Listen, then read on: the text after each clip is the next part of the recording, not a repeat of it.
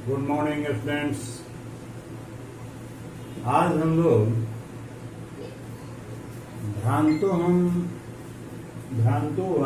बालः जो चैप्टर है उस चैप्टर का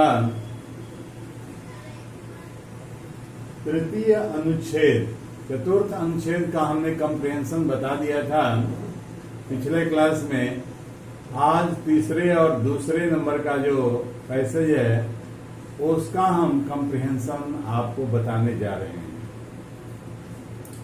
तो सबसे पहले तीसरा जो पैसेज है, तीसरा जो अनुच्छेद है, उसको हम पढ़ते हैं और आप ध्यान से सुनेंगे। तदा खिन्नो बालः एते पक्षिणो मानुषेषु नोपगच्छन्ति तदन्येषाम्यपरं मानुषोचितं विनोदयितारम् इति परिक्रम्य पलायमानं कमपि श्वानम् अवलोकयत्। प्रीतः बालः तमित्थं संबोधयामास, रे मानुषाणां मित्र किं पर्यटसि अस्मिन् निदाघदिवसे? आश्रय स्वेद प्रच्छाय शीतलं तरुमूलम् अहमपि क्रीडा सहायं त्वामेवानुरूपं पश्यामि इति कुक्कुरः प्रत्याह यो मां पुत्रप्रीत्या पोषयति स्वामिनो गृहे तस्य रक्षानियोगकरणात् न मया भ्रष्टव्यमिषदति। अब इस पर आधारित प्रश्न है। उन प्रश्नों को आप देखेंगे। प्रश्न है, आपको पता है कि एक पदेन प्रश्न पूछा जाता है, तो सबसे पहले मैं एक पदेन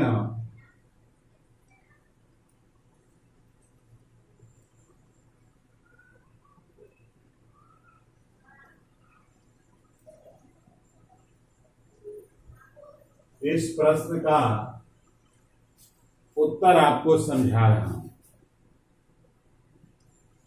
प्रश्न है कि बालः कीदृशः आसीत्। बालः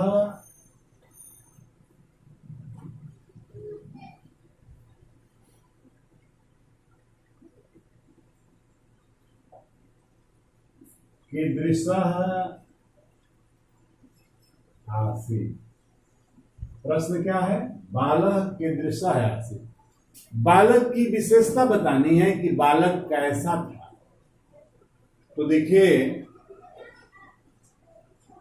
शुरू में ही आया है खिन्नो बालः या खिन्नो बालकः।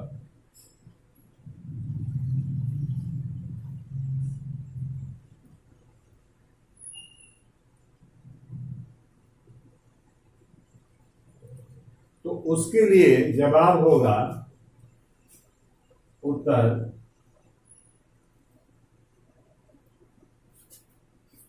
खिन्नः। खिन्नो नहीं लेकर के हम लोग एक वर्ड लिखना है खिन्न। अगर एक जगह और आया है प्रीतः बालः तम इत्थम संबोधयामास। प्रीतः बालः, अब यहां पूछ रहा है कि बालक कीदृशः आसीत्, बालक कैसा था। तो एक जगह बालः यानी बालका के लिए खिन्ना आ गया और दूसरी जगह प्रीतः बालः माने प्रसन्न बालक। तो हम अवलिक दे करके प्रीता भी लिख सकते हैं, क्योंकि उसमें अगर ऐसा प्रश्न आ जाए जिसके दो दो आंसर आपके पैसेज में कहीं ना कहीं आगे पीछे ऊपर नीचे दिया हुआ है, तो आप दोनों ऑप्शन लिख सकते हैं। अगर ऑप्शन में 1 2 3 4 4 ऑप्शन नहीं दिए गए हैं और उसमें एक ही सही आंसर है, तो आप दोनों का आंसर लिख सकते हैं। बालः क्रीड़ा सहायम, दूसरा प्रश्न है कि बालः क्रीड़ा सहायम कम पश्यति। दूसरा प्रश्न है बालः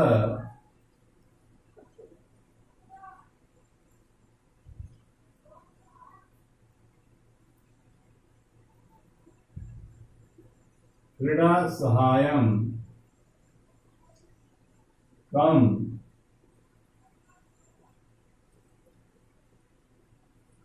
पश्यति। बालक क्रीड़ा के सहायक किसको देखता है? तो कह रहा है कि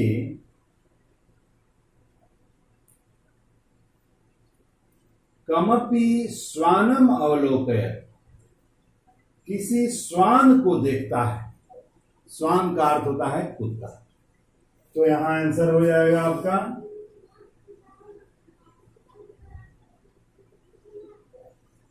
श्वानम।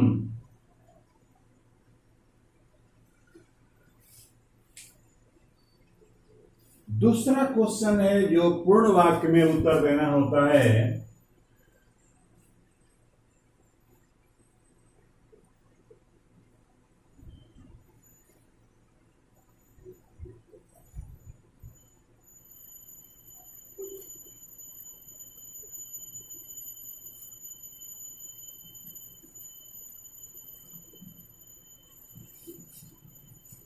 उसमें पहला क्वेश्चन है कि कुकुरम पुत्र प्रीत्या कह पोषयति।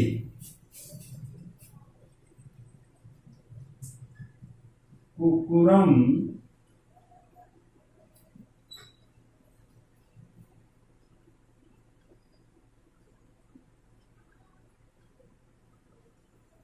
पुत्र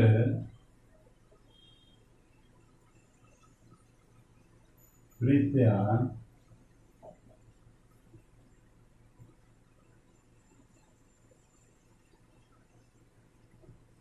कह पोषयति। प्रश्न का मतलब ये हुआ, कुत्ते को पुत्र जैसे प्रेम की तरह, पुत्र के जैसे प्रेम से कौन पोषता है? कुत्ते को पुत्र जैसा प्रेम देकर के कौन पोषता है? तो आपके पैसेज में आया हुआ है, यो मां पुत्र प्रीत्या पोषयति तस्य स्वामिनः गृहे। तो यहां पर आपको देखना होगा, जह मां पुत्र प्रीत्या पोषयति, जो मुझे पुत्र प्रेम की तरह पोषता है। तो आप अगर कहीं यह लिख दिए तो कह के आंसर में जह और सह इत्यादि वगैरह आंसर देते हैं आप, तो डायरेक्ट उससे स्पष्ट पता नहीं चलता है कि वो कौन सा सर्वनाम है, संज्ञा है, कौन सा व्यक्ति है वो। तो ज्यादा अच्छा होगा उसके लिए संज्ञा शब्द ढूंढिए, उसमें कि उस सर्वनाम के लिए कौन सा संज्ञा वर्ड आया हुआ है। तो यहां आया है स्वामी, उत्तर आया है स्वामी। तो उत्तरम, उत्तर क्या हो जाएगा? कुकुरम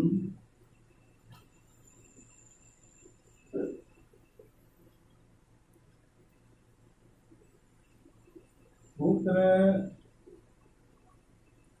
प्रीत्या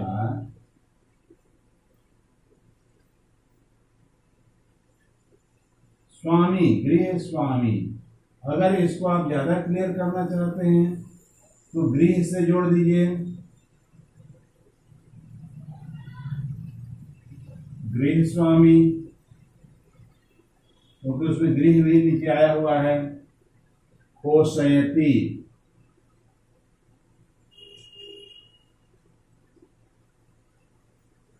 तो इसका जवाब हो गया कुकुरम पुत्र प्रीत्या गृह स्वामी।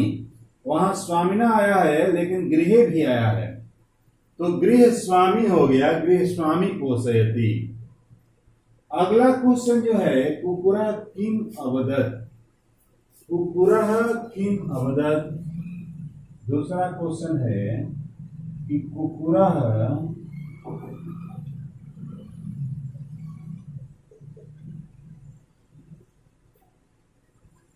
किम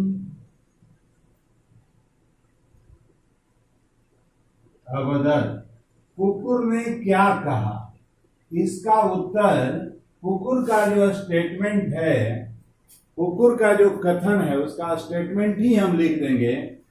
तो कुकुरः प्रत्याह, कुकुर बोला, तो उसके लिए क्या बोला, जह मां पुत्र प्रीत्या पोषयति स्वामिनो गृहे तस्य रक्षा नियोग कारणात् मया भ्रष्ट ईसदपि न भ्रष्टव्यम। मान लिया कि आपको इसको अन्वय करके नहीं लिखने आता है, तो इतना भी लिख सकते हैं कि कुकुरः अवदत, कुकुरा अवदत के बाद जो नीचे वाला श्लोक दिया गया है कि जो मां पुत्र प्रीत्या स्वामिना पोषयति रक्षा नियोग कारणात् मया ईसदपि न भ्रष्टव्यम। अगर हम इसको टीचर के थ्रू अगर आप इसको जानना चाहते हैं,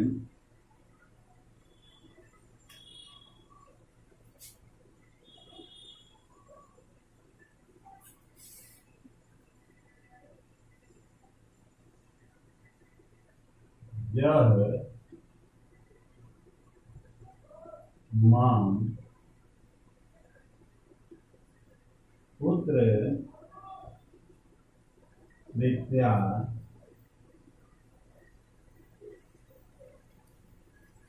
पोषयति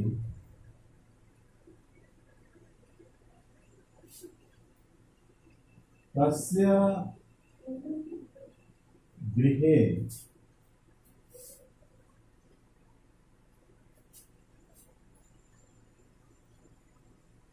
रक्षा नियोग करणात् मया ईसदपि न भ्रष्टव्यम। अगर आप अन्वय करके लिखना चाहते हैं तो इजाह माम, ये तो मैंने आंसर डायरेक्ट लिख दिया, उसमें आंसर लिखना होगा कि कुकुरा अवदत। पहले आपको लिख देना पड़ेगा उत्तर में कि कुकुरा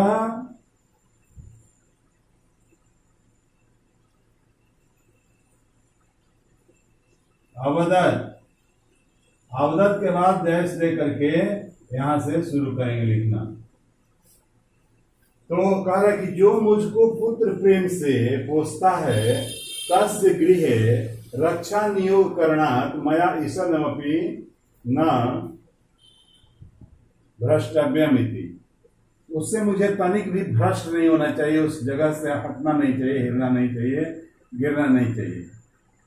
अगला आपका क्वेश्चन होता है, आपको पता है भाषिक कार्य जिसको कहते हैं, आप जिसको भाषिक कार्य कहते हैं।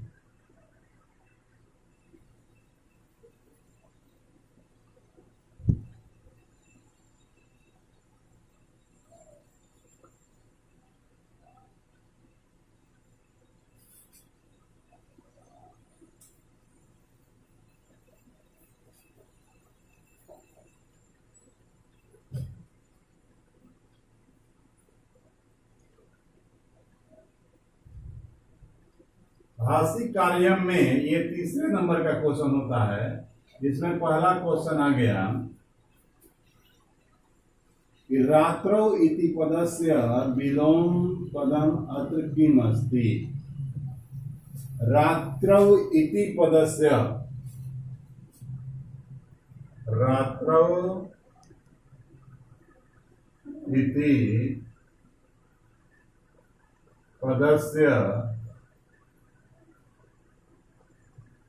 विलोम पदम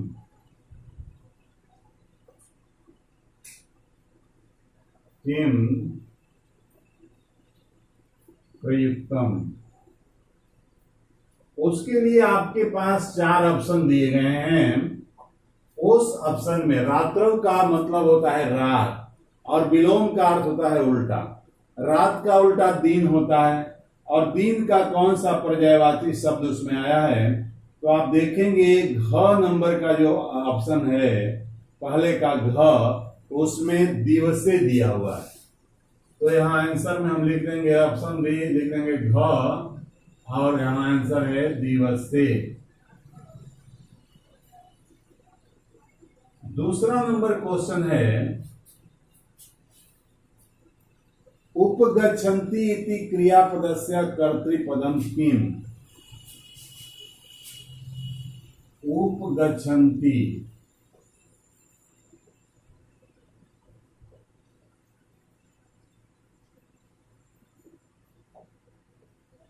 इति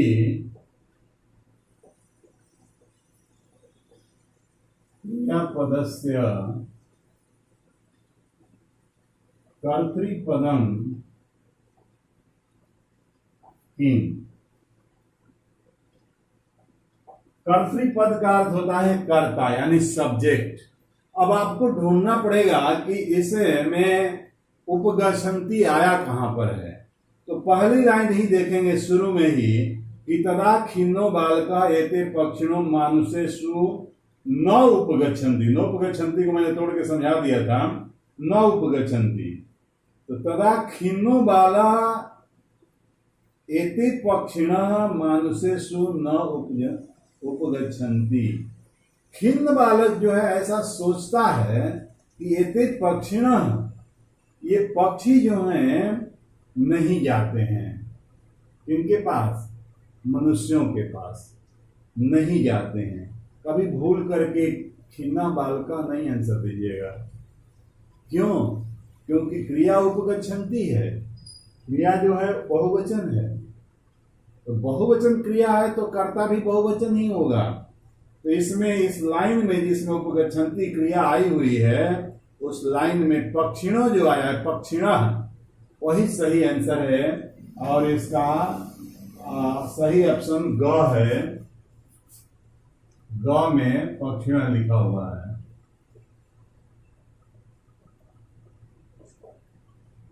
तीसरा नंबर क्वेश्चन आप देखिए,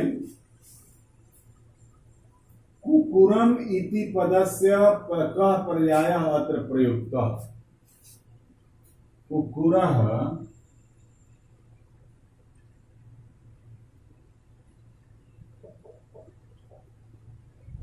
इति पदस्य कः पर्यायः प्रयुक्तः। कि कुकुर का कौन सा पर्याय यहां प्रयुक्त है।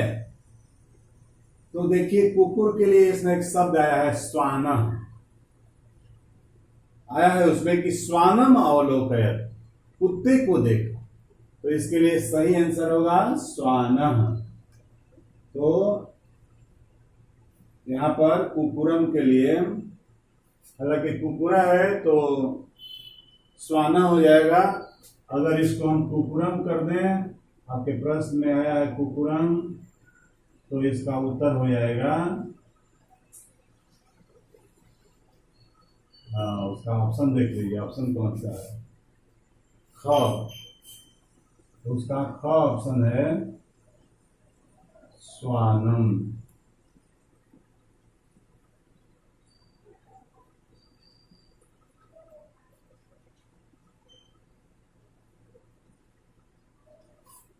अगला आपका चौथा नंबर का जो प्रश्न है इसमें, अस्मिन् निदाघ दिवसे अत्र विशेष पदम किम।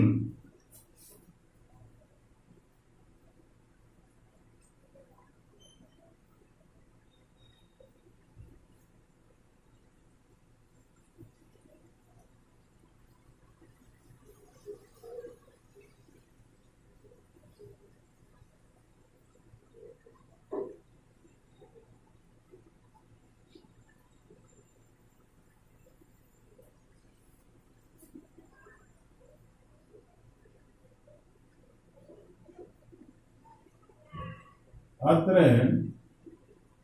विशेष्य पदम किम। तो आपको पता है विशेषण विशेष्य, तो यहां पर अस्मिन् निदाघ दिवसे एक जो है इसका सार्वनामिक विशेषण है अस्मिन्, और दूसरा शब्द हो गया निदाघ दिवसे। तो यहां पर घ नंबर का आंसर सही है। घ में आंसर है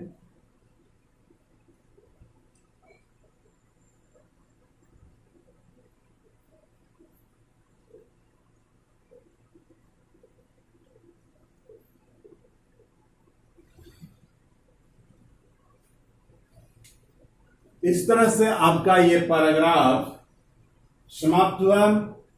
हम आपको पुनः दूसरे पैराग्राफ पर ले जाना चाहते हैं। दूसरा पैराग्राफ आप देखेंगे। ये पैराग्राफ मुझे उम्मीद है कि इस पर जितने भी प्रश्न आए थे, इन प्रश्नों को हमने समझा दिया है, वो आप अच्छी तरह से समझ गए होंगे। फिर भी अगर कहीं कुछ समझने में प्रॉब्लम हो तो आप डायरेक्ट कॉल करके प्रश्न पूछ लीजिए।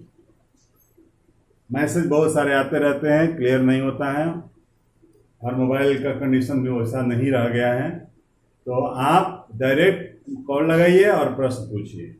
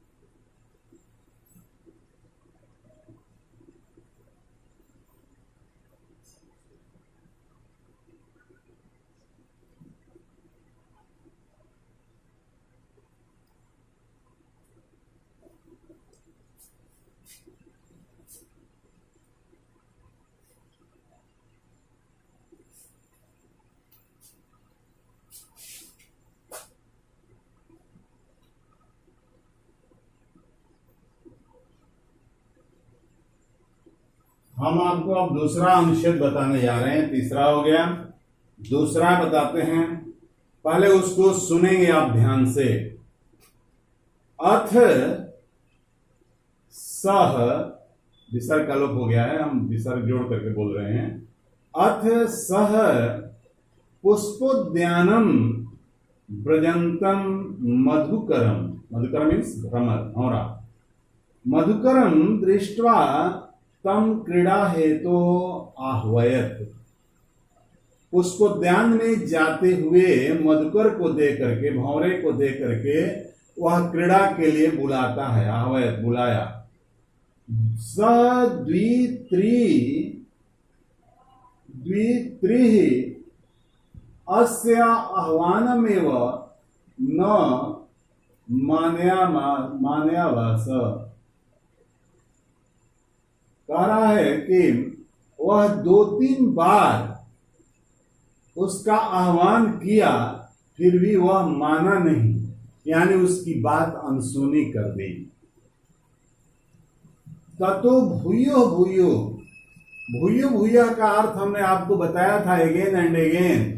दूसरा उसका बताया था पुनः पुनः, मुहुर्मुहुः, ये सब उसके पर्यायवाची वर्ड हैं।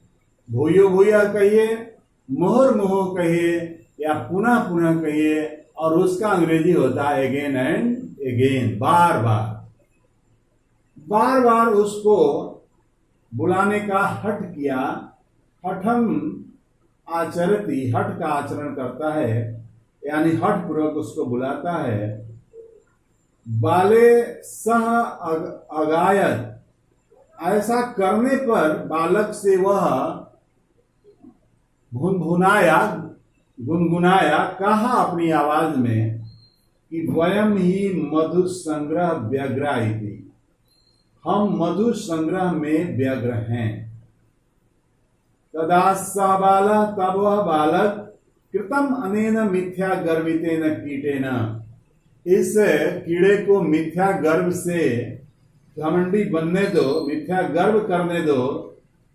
इति अन्यथा दत्त दृष्टि, इससे दूसरी तरफ दत्त दृष्टि, दृष्टि देने पर, दृष्टि को ले जाने पर, चटकम एकम चंचवा तृण सलाकादिकम आददानम अपश्यत, तो क्या देखता है कि दूसरी तरफ दृष्टि को ले जाता है, नजर को ले जाता है, तो एक चटक को, एक चीड़े को चोंच में एक तिनका ले जाते हुए, तिनका ग्रहण करते हुए देखता है। वाच च, और बोला, वह बालक बोला, ऐ चटक पोत, ऐ चटक, ऐ चिड़, मानुषस्य मम मित्रम भविष्यसि, मुझ मनुष्य का मित्र होगे।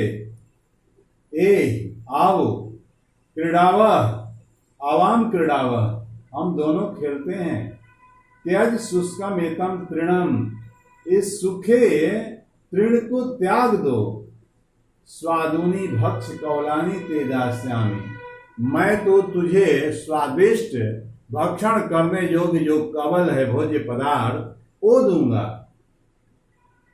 इति स तु नीड़ा कार्यो बटद्रु शाखायम तत् यामी कार्येण, और वह बोला कि मैं नीड़ बनाने के कार्य में बटद्रु शाखायाम, बटवृक्ष की डाली पर, ध्यामी या तथा जोड़यामी तद्यामी, तदायामी, मैंने मैं जा रहा हूं, कार्येण कार्य से, इति उक्त्वा, ऐसा कह करके, स्वकर्म व्यग्रो बभूव, यानी वो भी ये कह करके बात टाल दिया कि मैं पेड़ की शाखा पर, मैं बटवृक्ष की शाखा पर नीड़ बनाने के लिए, घोंसला बनाने के लिए जा रहा हूं, और अपने काम में वह व्यग्र हो गया, व्यस्त हो गया। यही आपका पैराग्राफ है। इस पर आपके प्रश्न हैं। अब फिर इन प्रश्नों को आप देखेंगे एक पदेन उत्तरता। सबसे पहले प्रश्न होता है एक पदेन,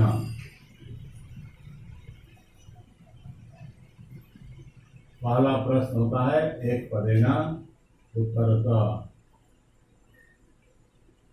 तो इसमें पहला प्रश्न है, बालः कुत्र भ्रमन्तम एकम मधुकरम अपश्यत्, बालः कुत्र भ्रमन्तम,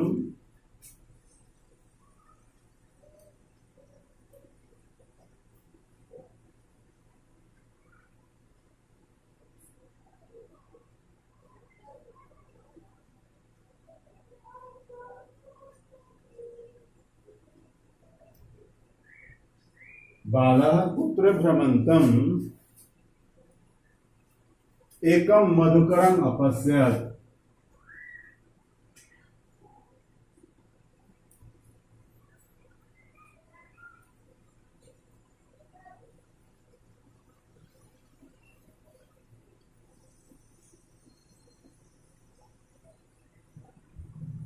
पुत्र भ्रमंतम, तो आया है अथ पुष्पोद्यानम ब्रजंतम, भ्रमंतम या ब्रजंतम, तो उसके लिए आपका आंसर होगा पुष्पोद्यानम।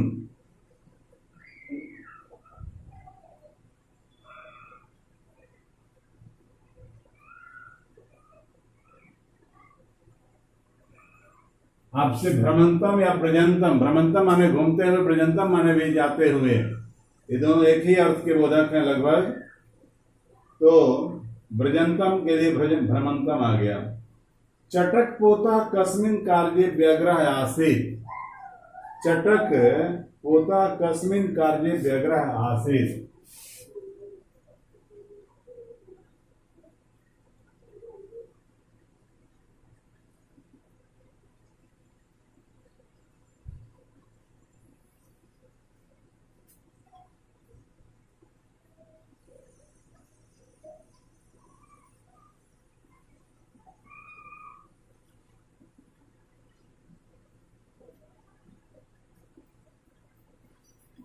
चटकपोत किस कार्य में व्यग्र था? तो दिखाया है कि चटक जो था वह नीड कार्य, उसके लिए आंसर हो जाएगा नीड कार्य।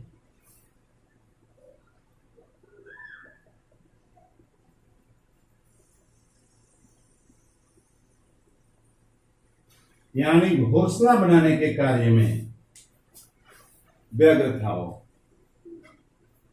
दूसरा पूर्ण वाक्य का प्रश्न है,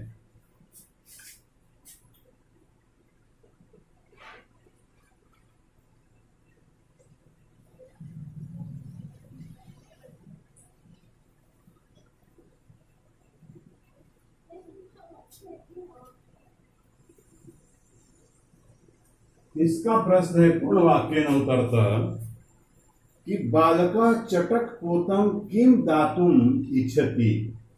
बालकः चटकपोतं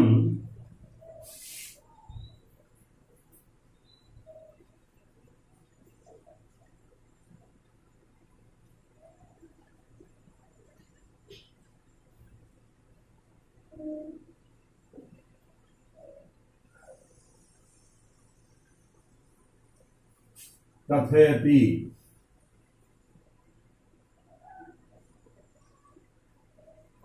क्या देने के लिए कहता है? तो बालकः चटकपोतं किं दातुम कह रहा है कि स्वादुनि भक्ष्य कवलानि। उत्तर में है बालकः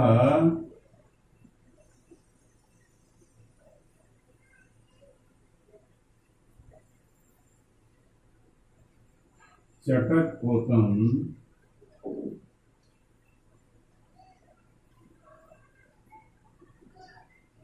स्वादुनि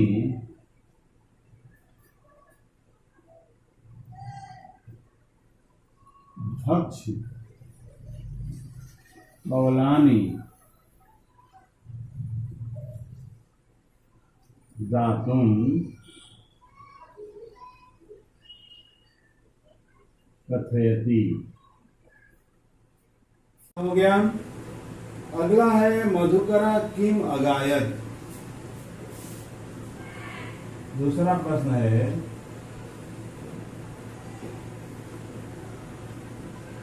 मधुकरा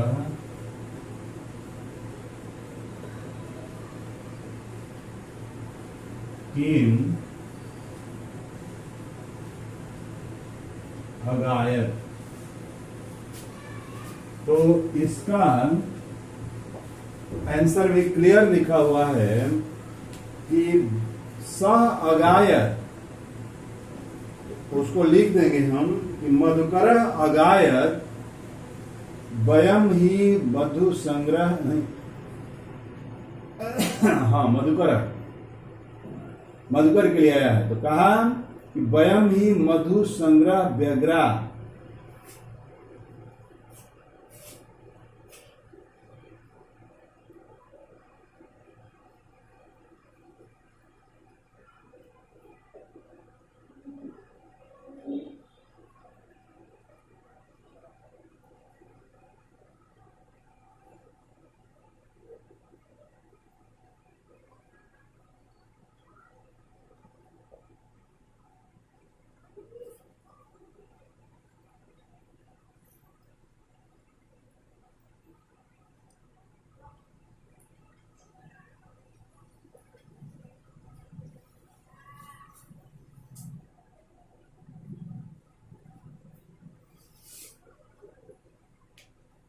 तो उसमें गाया, उसने गुनगुनाया कि हम लोग मधु संग्रह में व्यर्थ हैं।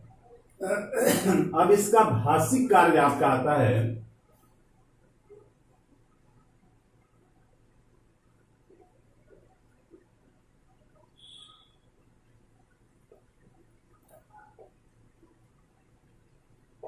भाषिक कार्य ये 3rd नंबर का होता है। इसका पहला क्वेश्चन, 4 क्वेश्चन इसमें होते हैं। तो ये है आपका प्रश्न, आह्वयत इति क्रियापदस्य कर्ता कः।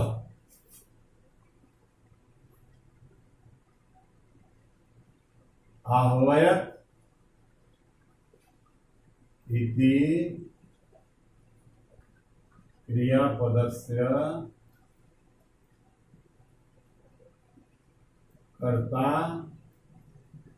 कः। आह्वयक क्रिया जो है उसका कर्ता कौन है। तो अब ढूंढिए कि आह्वयक कहाँ आया है। तो ऊपर की लाइन में ही है कि अथ सह पुष्पोद्यानम ब्रजंतम मधुकरम दृष्ट्वा तम क्रीड़ा हेतु आह्वयत। तो इसके लिए यहाँ सर्वनाम सह आया है।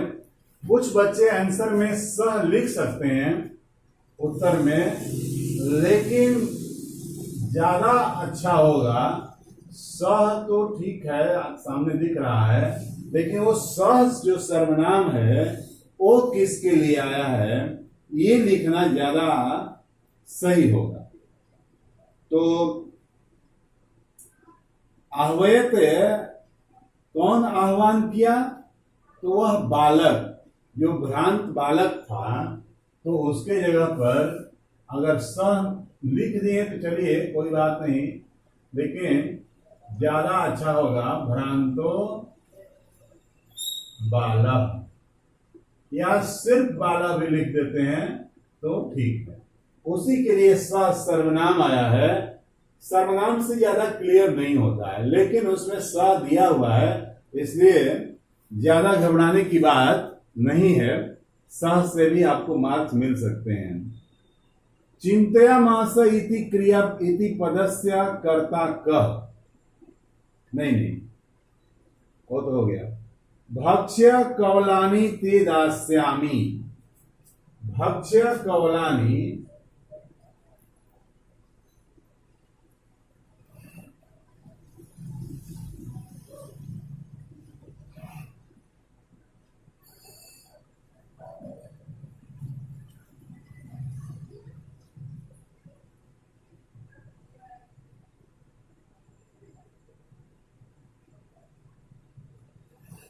भक्ष्य कवलानि ते दास्यामि अत्र क्रियापदम किमस्ति। अत्र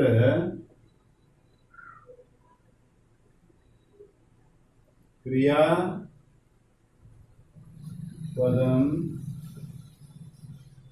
किम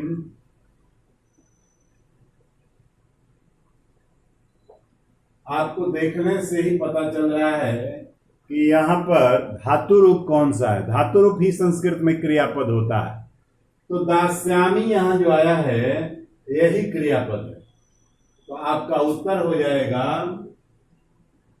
दास्यामी।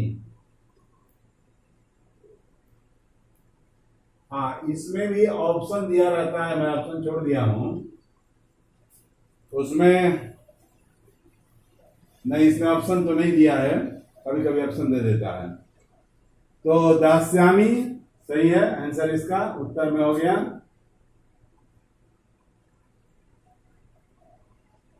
अब तीसरा नंबर जो क्वेश्चन है वो है अवलोक्य इति पदस्य पर्याय पदम किम प्रयुक्तम। अवलोक्य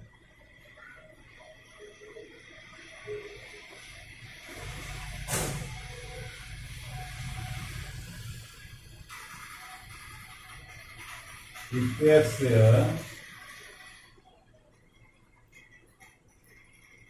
पर्याय पदम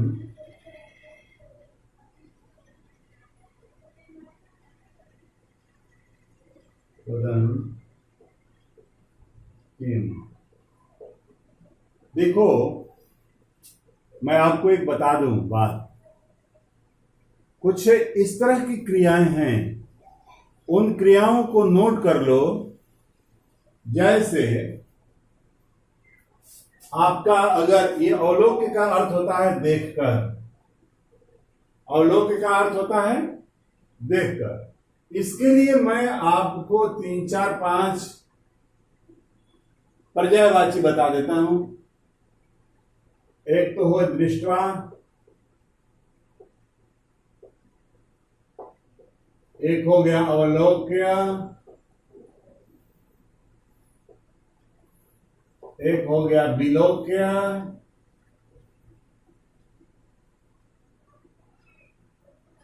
एक हो गया प्रेक्ष्य,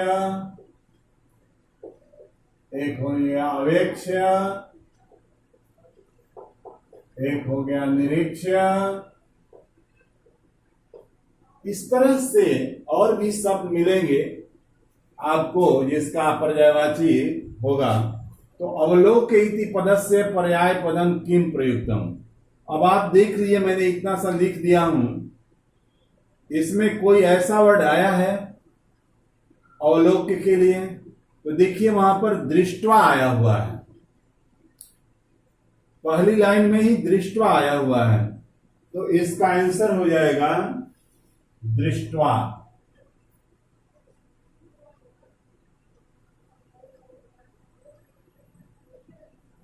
ये किसी आंसर का जवाब नहीं है, क्वेश्चन का आंसर नहीं है, ये मैं अलग से लिख दिया हूं कि ये सब अपर्यायवाची वर्ड हैं। अगला है मधुकरम इति पदस्य विशेषण पदम। मधुकरम इति पदस्य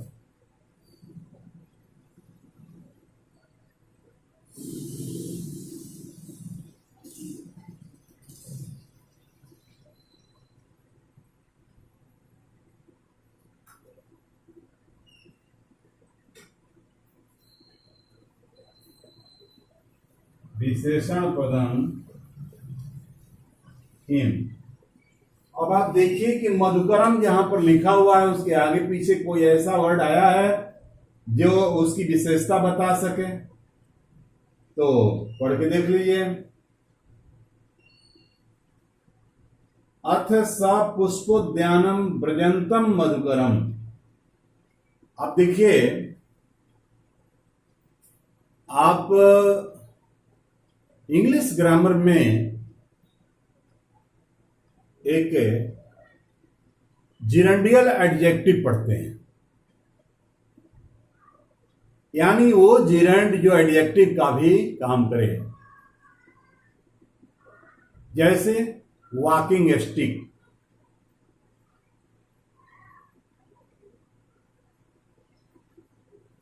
तो उस तरह से यहां भी आया हुआ है ब्रजंतम।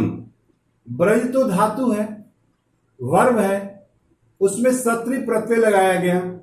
जैसे आप अंग्रेजी में वर्ब में आईएनजी लगा करके उसको जिरंड बना देते हैं, और उस जिरंड का प्रयोग कभी कभी एडजेक्टिव के रूप में हम करते हैं, तो जिरंडियल एडजेक्टिव कहलाता है। ठीक उसी तरह से ब्रजंतम मधुकरम, मधुकरम का जो यहां एडजेक्टिव आया है वो एक तरह का जिरंडियल एडजेक्टिव है संस्कृत के अंग्रेजी के हिसाब से। तो वहां पर मधुकरम के लिए आ जाएगा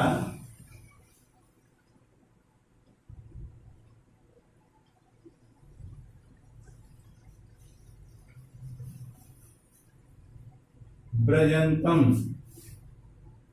यहां पर आंसर हो जाएगा व्रजंतम, माने जाते हुए, ये एडजेक्टिव इसका बन गया। तो आप दो दो पैसेज का, दो दो पैराग्राफ का कंप्रिहेंशन पढ़ लिए।